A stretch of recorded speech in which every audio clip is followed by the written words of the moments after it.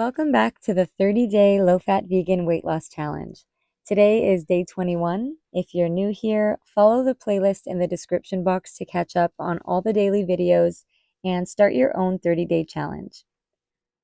With this low-fat vegan way of eating, it might feel like there's a lot of focus on what not to eat. No oil, no animal products, no bread, no dried fruit, no nuts or nut butters, no processed crunchy carbs like crackers, chips, cookies, etc., and on and on. So today I thought I would put the focus on the ideal healthy weight loss foods we do want to eat more of in order to lose the last 10 to 15 pounds of fat. This is especially important for those who are at a weight loss plateau, and even though you're eating healthy, the number on the scale isn't budging anymore.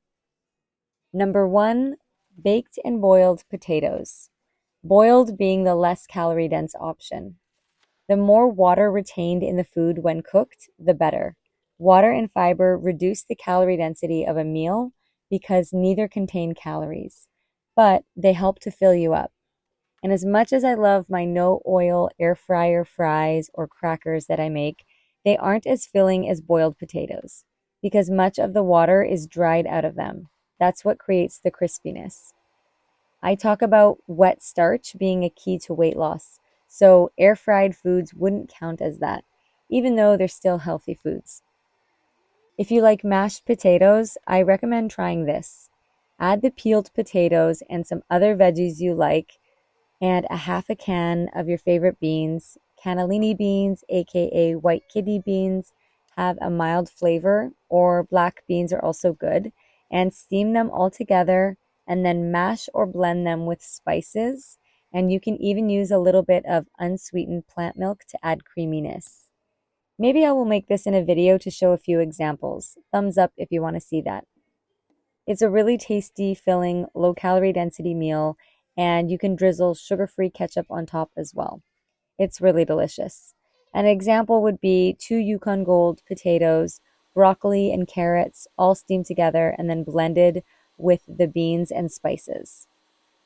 This is what I meant in the last video when I say it's important to keep experimenting.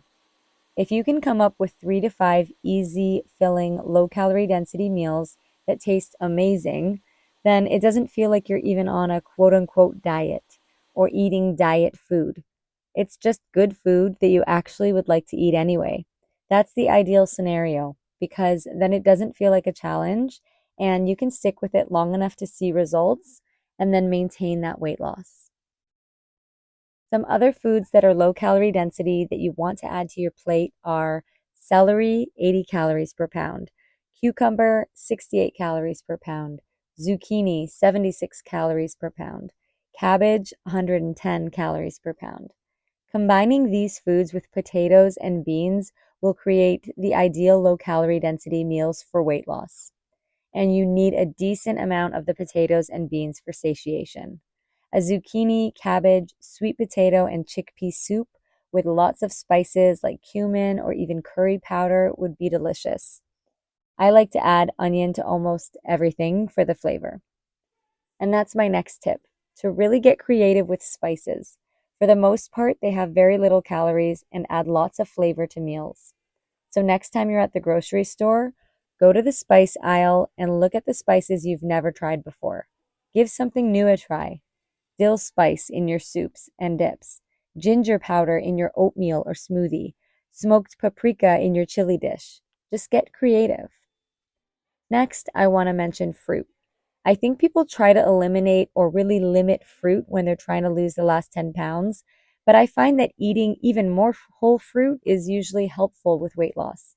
Don't underestimate the power fruit has to curb cravings for sugary processed treats.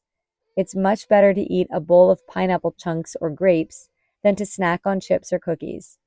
There's only 227 calories in an entire pound of pineapple and 306 calories in a pound of grapes. You could eat a pound of each, and that would be incredibly filling compared to the same amount of calories of chips, for example.